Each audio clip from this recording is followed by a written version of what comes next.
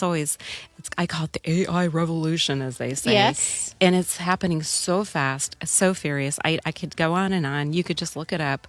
Right. And millions of jobs will be replaced. What were you going to say, Brent? No. I mean, I find it like, so when I correlate this time to another time in history that I'm very familiar with, I can actually remember the first time I used what we called it back then, the World Wide Web. And I remember the very first time I logged in and I went to some site in some other country and my mind was blown that, within, well, at that time, probably 5 seconds, something loaded on my screen and I was on the World Wide Web for the first time. For me, it was probably 1994, 1995, sitting at Dell.